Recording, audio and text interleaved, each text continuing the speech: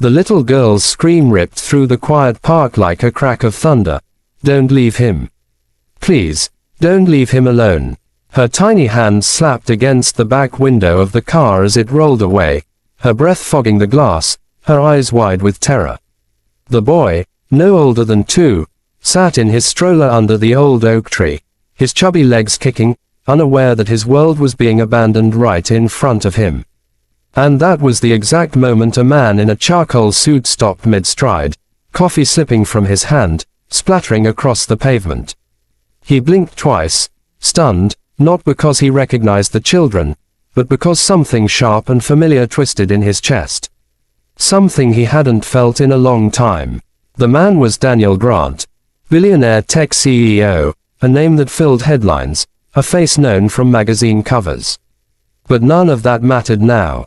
All he could see was a terrified little girl running after a fading taillight, and a baby left behind. Daniel rushed toward her. Hey, are you okay? He called out. She skidded to a stop, breath hitching, her big brown eyes filled with tears too old for her small face. She left him, she whispered. She left my brother. She said she'd be back but she won't. She never comes back when she says she will. Daniel's stomach twisted. Where's your dad? She said he doesn't care.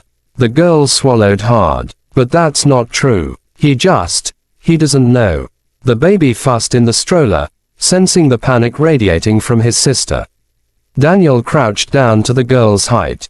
What's your name? MIA, she murmured, brushing her messy hair away from her eyes. MIA, he repeated gently. How long has she done this? Leaving you both alone. MIA pressed her lips together, trying, and failing, to hide the truth. A long time. She says we're annoying and she needs her time. But I'm supposed to keep him safe. I promised him I would. Her voice cracked. But I can't if she keeps leaving us. The honesty, the heartbreak, the fear, Daniel felt all of it. He knew abandonment. He knew what it was like to wait for someone who never returned.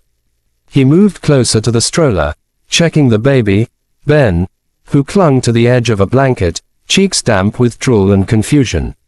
Did you eat today? Daniel asked softly. MIA shrugged one shoulder. I gave him half my sandwich.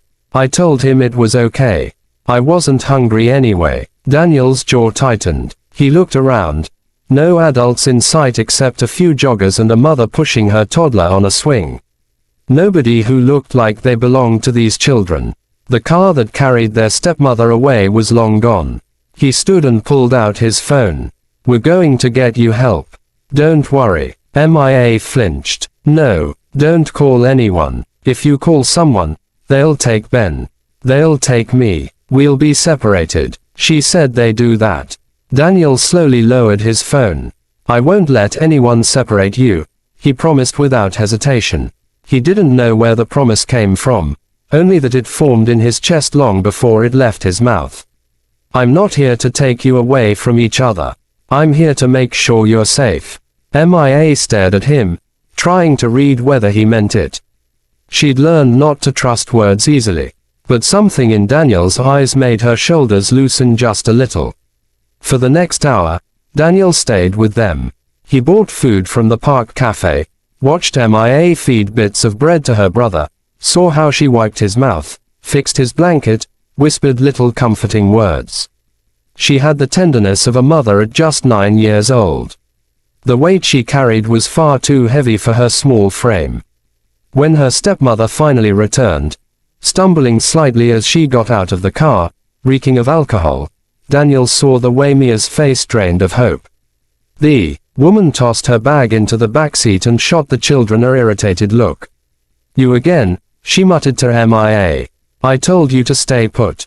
And why's he crying? You always make things worse. Daniel stepped between her and the children.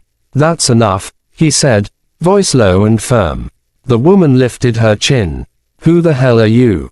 Someone who knows exactly what you're doing, Daniel replied. And someone who isn't going to let you keep doing it. She scoffed. Mind your own business. They're my husband's kids, not mine. He expected me to babysit while he's at work. Well, guess what? I have a life. I didn't sign up for this. Daniel clenched his fists. You did the moment you married him. The woman rolled her eyes, snatched her keys, and opened the car door. Whatever. They'll be fine. They always are. You left a toddler alone in a public park, Daniel shot back. That's not fine. She turned, sneering. What's it to you? You think calling the cops makes you a hero? Go ahead. See if I care. But I'm done. I'm leaving. And I'm not coming back. Mia gasped. Please don't. The woman got into the car, slammed the door, and without a backward glance, peeled away, tires screeching. Mia stood frozen. A small, broken sound escaped her. Then she sank to her knees beside the stroller, burying her face against her baby brother's shoulder, shaking silently.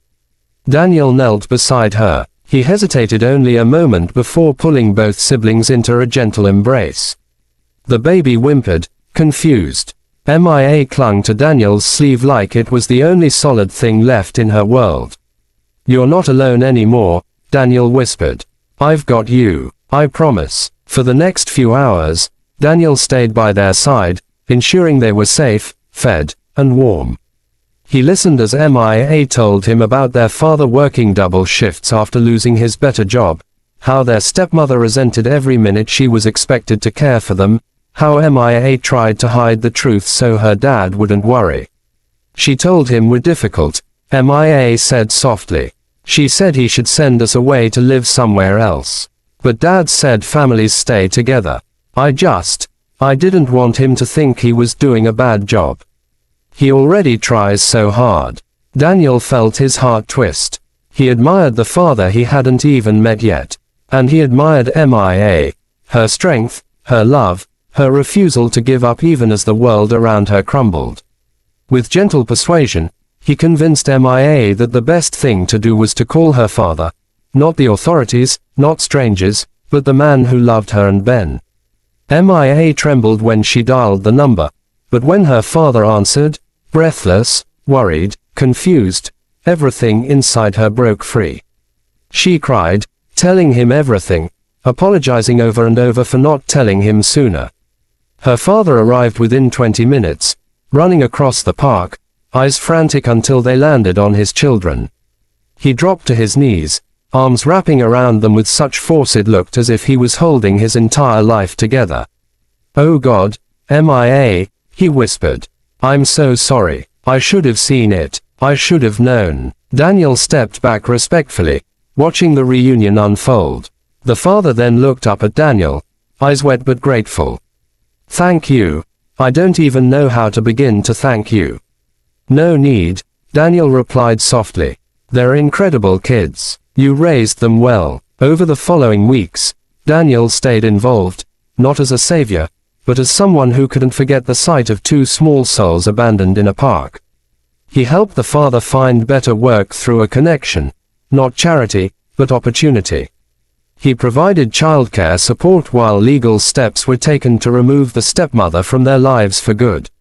And most importantly, he became someone the children came to trust. Mia slowly shed the constant tension in her shoulders. She laughed more. She slept through the night. Ben grew more secure, more playful, giggling whenever Daniel walked into the room. Daniel found himself visiting often, not because he felt obligated, but because something deeply human, deeply healing, awakened in him. A part of him he'd long buried beneath corporate meetings, financial successes, and emotional walls. One evening, months later, Mia showed him a drawing, her, Ben, the dad, and Daniel standing beside them. Your family now too, she said shyly. Daniel felt something he hadn't felt in years.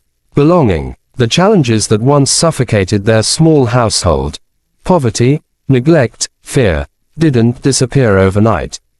But they were no longer facing them alone. Together, they built something stronger than what had been broken.